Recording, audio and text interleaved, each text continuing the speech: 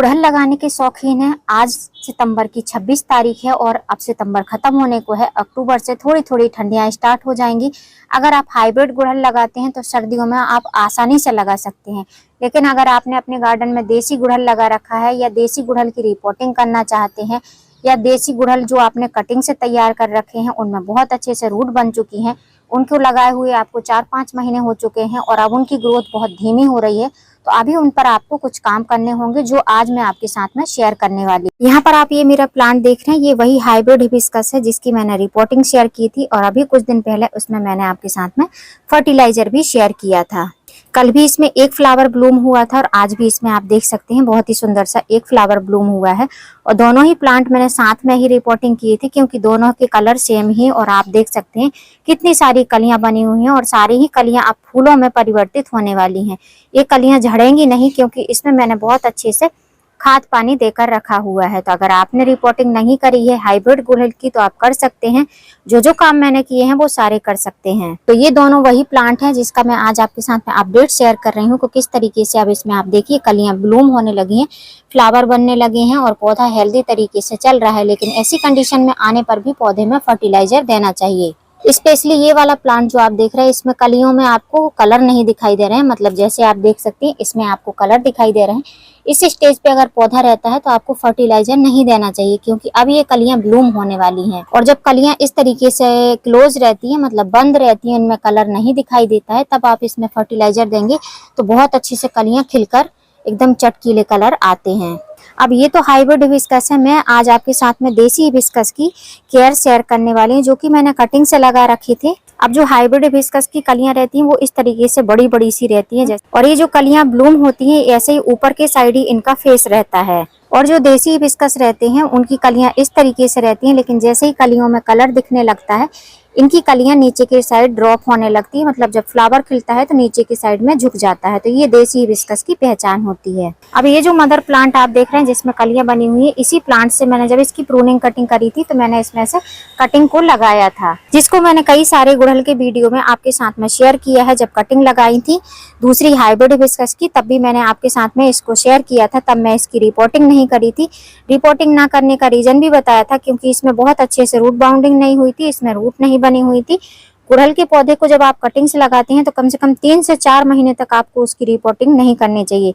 जब तक उसमें अच्छे से रूट नहीं बन जाती है तब तक हमको उनकी रिपोर्टिंग नहीं करनी चाहिए। अब हमारे पौधे में आप देख सकते हैं वैसे तो विंटर आने लगा है, सबसे पहली बात तो विंटर की तैयारी होने लगी है और विंटर में जो देसी हिबिस्कस रहते हैं वो बहुत स्लो ग्रोथ करते हैं। और दूसरी बात, ये दोनों कटिंग एक साथ में लगी हुई हैं और अब इनकी ग्रोथ नहीं हो रही, इनको पोषक तत्व की जरूरत है और साथ साथ में दूसरा सॉइल मिक्स की भी जरूरत है। तो इसलिए आज हम इनकी रिपोर्टिंग करने वाले हैं। आज मैं बहुत साधारण तरीके से रिपोर्टिंग करूंगी और अपने गार्डन में जो मेरे पास में गार्डन और घर में जो यूज चीजें हैं, जो खाद है उसी का यूज करूंगी। अगर आप लगाना चाहते हैं तो इस तरीके से लगा सकते हैं। अगर आपके पास में वर्मी कंपोस्ट नहीं है, गोबर की खाद नहीं है, तो आप किस तरीके से अपने गुड़हल के पौधे को लगा सकते हैं जिससे कि पोषक तत्व भी मिल जाए, पौधा अच्छे से बढ़वार भी करने लगे। तो यदि आपने भी कटिंग लगा रखी है, 3 से 4 महीने हो चुके हैं, तो आप इस टाइम पर इनकी रिपोर्टिंग कर सकते हैं, वरना इसी तरीके से ये लगे रहेंगे और आपके ये पौधे सर्दी में अच्छे से सरवाइव नहीं कर पाएंगे, इनकी रूट खराब होने लगेंगी और पौधा आपका खराब हो जाएगा, पत्तियां झड़ा देगा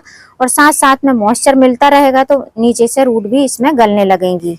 रिपोर्टिंग करने के पहले इसको हम निकाल लेंगे, रूट बॉल को थोड़ा सा डिस्टर्ब करेंगे क्योंकि 2 कटिंग लगी हुई हैं, दोनों कटिंग को हमको सेपरेट करना पड़ेगा। तो इनको हम पहले निकाल लेते हैं। गमला एकदम टूटा हुआ है, ये टूटा ही गमला था, हाफ पार्ट इसका ऊपर का निकल गया था, हाफ पार्ट में मैंने कटिंग ग्रो कर दी थी। तो इसको हम ऐसे इस तरीके से तोड़ देंगे। आपने पॉली बैग वगैरह में लगा के रखिए तो आराम से आप निकाल सकते हैं। तो अभी आप देख सकते हैं इस तरीके से इसमें रूट बाउंडिंग हो रखी है। ये देखिए ऐसे रूट बनी हुई है, काफी अच्छी रूट बनी है। तो जब ऐसी कटिंग में रूट बन जाती हैं तो आपको रिपोर्टिंग करनी है। मेरे जो मैंने गमले का यूज किया था उसमें नीचे सिंथेटिक कॉटन लगा के रखा था, इसलिए नीचे से रूट नहीं निकल पाई। अभी थोड़ा सा टाइम लगता है, लेकिन अभी भी आप देख सकते हैं इसमें बहुत अच्छे से रूट बनी हुई है। अब नीचे जो मैंने सिंथेटिक कॉटन लगाया था इसको मैं धीमे धीमे से रिमूव कर दूंगी जिससे कि बहुत ज्यादा रूट ना टूटे। वैसे तो ये नीचे की रूट अगर थोड़ी सी टूट भी जाती है तो कोई भी दिक्कत नहीं होगी, पौधा आपका हेल्दी रहेगा। जो कटिंग से पौधे तैयार हुए हैं बहुत अच्छे से ग्रोथ करेंगे। अब इतना करने के बाद में हमको दोनों को सेपरेट करके लगाना है, एक साथ में नहीं लगाना है। एक ही पॉट में अगर दोनों कटिंग को लगाओगे तो एक कटिंग तेजी से ग्रोथ करेगी, जैसे आप देख रहे हैं ये वाली कटिंग तेजी से ग्रोथ कर रही है और ये वाली कटिंग स्लो ग्रोथ कर रही है। तो इनको दोनों को हमको सेपरेट कर देना है। तो इस तरीके से हम इनको धीमे से अलग कर देंगे। अब इन दोनों को हम अलग अलग पॉट में लगाएंगे। इन दोनों कटिंग को लगाने के लिए किस तरीके का सॉइल मिक्स बनाना है।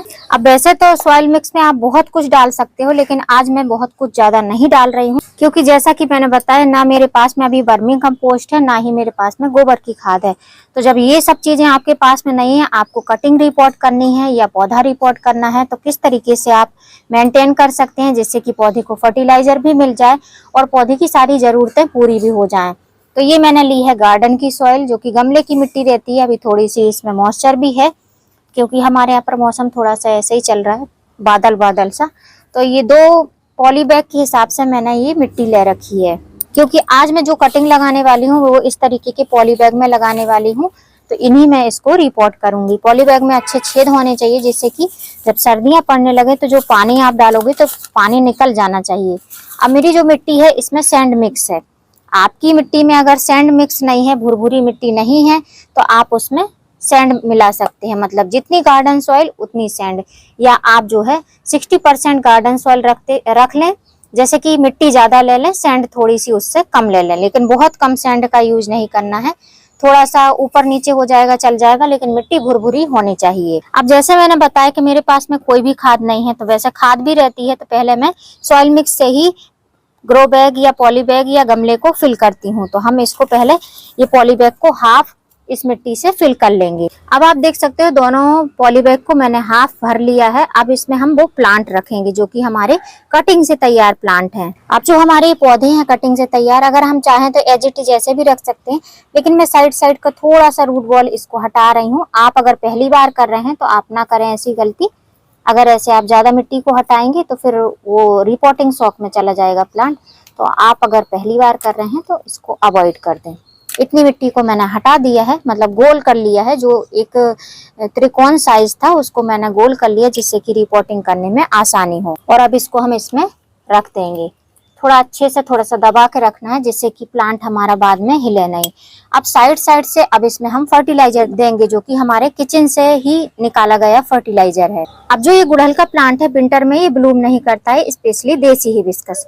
तो इसमें खाली हमको ग्रोथ चाहिए, इसमें ग्रोथ जो है बूस्ट होती रहे, उसके लिए हम इसमें देंगे ये फर्टिलाइजर। ये क्या है? ये चाय पत्ती है, जो कि हमारे किचन से निकलती है चाय पत्ती। अब आप चाहो तो यूज करी हुई चाय पत्ती का यूज कर सकते हो, या फिर फ्रेश चाय पत्ती का यूज कर सकते हो। मैं फ्रेश चाय पत्ती का यूज कर रही हूँ। तो एक छोटे से पौधे के लिए 1 टेबल स्पून भरकर फ्रेश चाय पत्ती का यूज कर रही हूँ। यदि आप जो है यूज करी हुई चाय पत्ती का यूज कर रहे हैं तो कम से कम 2 से 3 table spoon, full table spoon भरकर आप डाल सकते हैं। अब इसको डालने का रीजन यही है क्योंकि जो चाय पत्ती रहती है, चाय पत्ती में ऐसे पोषक तत्व रहते हैं जिससे कि हमारा पौधा बहुत अच्छे से बढ़वार करता है और पौधे की चमक भी बनी रहती है। जो पत्तियों में चमक रहती है, हरियाली रहती है, वो भी बनी रहती है। इसलिए मैंने इसका यूज किया है, क्योंकि अभी ना मेरे पास में वर्मी कंपोस्ट है, ना ही गोबर की खाद है। तो अगर आपके पास भी नहीं है, आप भी चाहते हैं छोटे छोटे पौधों को रिपोर्ट करना या बड़े पौधे को रिपोर्ट करना, तो बड़े पौधे के हिसाब से आपको क्वांटिटी ज्यादा रखनी पड़ेगी। छोटे पौधे के हिसाब से 1 से 1.5 टेबल स्पून फ्रेश चाय पत्ती आप यूज कर सकते हैं। तो जिनके पास में कोई खाद का इंतजाम नहीं है, वो इस तरीके से किचन से चाय पत्ती को ले सकते हैं। हमारे किचन में भी काफी सारे फर्टिलाइजर रहते हैं जो हमारे पौधों के लिए यूजफुल रहते हैं। अब हमने इसमें फर्टिलाइजर डाल दिया है नाइट्रोजन युक्त। उसके बाद में जो हमने सॉइल बनाई थी, जो मिट्टी थी सिंपल गार्डन की, उसको हम इससे फिल कर देंगे। इस तरीके से साइड साइड से ऐसे फिंगर से दबाते हुए हमको मिट्टी को भरना है, जिससे कि ये जो रूट बॉल है ये बिल्कुल हिलना नहीं चाहिए। और जब हम पानी डालें तो बाद में मिट्टी ऐसी दबनी नहीं चाहिए, ये रूट बॉल ऊपर नहीं दिखाई देना चाहिए। अब आप देख सकते हैं पौधा हमारा बहुत आसानी से रिपोर्ट हो चुका है। ना इसमें हमारा कोई खर्चा आया, ना हमने कोई फर्टिलाइजर खरीदा हुआ है इसमें यूज किया है। अब जैसे उस पौधे को रिपोर्ट किया है, वैसे इसे हम ऐसे इसको भी हम रिपोर्ट कर लेंगे, फिर मैं आपको दिखाऊंगी। अब आप देख सकते हैं रिपोर्टिंग कंप्लीट हो चुकी है। और आप देखिए रिपोर्टिंग करने के बाद में ये वाला जो पॉली बैग है, इसमें जो नीचे पत्ते निकले हुए हैं, इस पत्ते को आपको हटा देना है। ये मिट्टी के टच में नहीं आने चाहिए। परमानेंट प्लांट है, लेकिन सर्दियों में इन सब चीजों का आपको ध्यान रखना है। ऐसे पत्तों को नहीं रखना है, नीचे के साइड में पूरा एकदम क्लीन रखना है। अब हमने पौधों की रिपोर्टिंग करी है तो अब इसमें हम पानी देंगे। तो पानी देने के लिए जैसे मैंने फर्टिलाइजर दिया है, सूखा फर्टिलाइजर दिया है जिसको सॉलिड फर्टिलाइजर बोला जाता है। आप चाहो तो एक दिन पहले चाय पत्ती को 1 लीटर पानी में 2 टेबल स्पून चाय पत्ती, क्योंकि हमको 2 पौधे में देना है, तो 2 टेबल स्पून चाय पत्ती आप रात को भिगो कर रख सकते हो और सुबह के टाइम में छान कर या बिगड़ छान कर आप अपने पौधे में पानी की जगह पर दे सकते हो। लेकिन मैंने सॉलिड फॉर्म में दिया है तो अब इसमें हम नॉर्मल वाटर डालेंगे। तो ऐसे हाथ लगा के हमको पौधे को पानी देना है और थोड़ी थोड़ी मात्रा में पानी देना है, एक साथ पॉली बैग को हमको भरना नहीं है। तो इस तरीके से पानी देंगे। पानी तब तक देना है जब तक कि ड्रेनेज होल से पानी नहीं निकलने लगता है।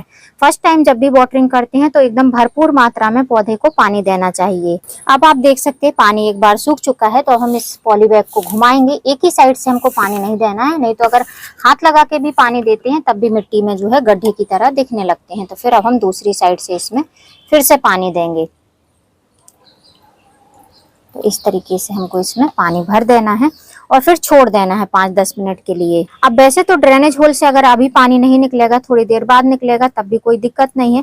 जितना हमने इसमें पानी दिया है उतना पानी इनफ है। हाफ पॉली बैग हमारा लगभग इसमें मॉइस्चर ऐड हो चुका होगा, तो अभी ये थोड़ा टाइम लगाएगा पानी ड्रेनेज होल से निकलने में। अब आपको याद रखना है कि इसमें बहुत ज्यादा वाटरिंग आपको नहीं करना है, विंटर आने वाले हैं। अब धीमे धीमे हवाएं थोड़ी थोड़ी सी ठंडी होने लगी हैं, भले ही धूप होती हो, लेकिन अब जो है विंटर में इनमें बहुत सारे कीड़े मकोड़े भी लगेंगे, मिलीबग का भी अटैक होगा, तो आपको इसमें नीम ऑयल का भी स्प्रे करते रहना है। वाटरिंग मिट्टी एकदम ड्राई होने पर ही करना है, बार बार आपको पानी इसमें भरना नहीं है। अगर ज्यादा पानी देंगे तो पौधा आपका पत्तियां पीली करके ये जो कटिंग से तैयार पौधे हैं खराब हो जाएंगे। इसलिए मैंने अभी जितना पानी डाला है उतना ही पानी इनफ है। ड्रेनेज होल से पानी नहीं निकला है तब भी कोई दिक्कत नहीं है। मिट्टी काफी अच्छे से गीली हो गई होगी, जहां तक रूट फैली हुई है तहां तक इसमें पानी मिल चुका होगा। अब आपको इसमें फर्टिलाइजर तब डालना है जब इसमें बहुत अच्छे से ग्रोथ होने लगे। जब पौधे में ग्रोथ होने लगे तो आपको जो है इसमें पत्तियों पर स्प्रे करना है फर्टिलाइजर, बार बार मिट्टी में फर्टिलाइजर नहीं डालना है। और पौधे को ओपन सनलाइट में ही रखना है, छाया में नहीं रखना है। छाया में रखेंगे तो इसमें कीट पतंग का अटैक ज्यादा होगा। धूप नहीं लगेगी तो पत्तियों में ग्रीनरी देखकर कीट पतंग ज्यादा इस पर अटैक करेंगे। और अब इन पौधों को हमने इन पॉली बैग में रिपोर्ट कर दिया है, तो अब इनको हमको विंटर में किसी भी प्रकार की रिपोर्टिंग करने की, गमला चेंज करने की जरूरत नहीं है। अब इनकी हम सीधे समर में रिपोर्टिंग करेंगे। तो फ्रेंड्स, अगर आपने हाइब्रिड गुड़हल, देसी गुड़हल, किसी भी प्रकार के गुड़हल हिबिस्कस की कटिंग लगा रखी है, तो जैसे मैंने रिपोर्टिंग करी है बिना गोबर खाद, बगैर वर्मी कंपोस्ट के, वैसे आप भी कर सकते हैं। बजट गार्डनिंग करेंगे तो पौधे आपके हेल्दी भी रहेंगे। ऑर्गेनिक फर्टिलाइजर का जब आप यूज करते हैं या आप फ्री के फर्टिलाइजर का यूज करते हैं तो रिजल्ट थोड़े धीमे मिलता है, लेकिन आपको रिजल्ट मिलते हैं। तो उम्मीद करती हूँ फ्रेंड वीडियो हेल्पफुल रहा होगा। वीडियो यदि अच्छा लगा हो तो वीडियो को लाइक करना, चैनल पे न्यू है तो चैनल को सब्सक्राइब करना। और सितंबर खत्म होने को है तो आप जो काम करना चाहते हैं रिपोर्टिंग वगैरह, उसको आप फिनिश कर सकते हैं। जैसे कि मैंने, आप देख सकते हैं, गुलाब के सारे ही गुलाब की रिपोर्टिंग कर दी है।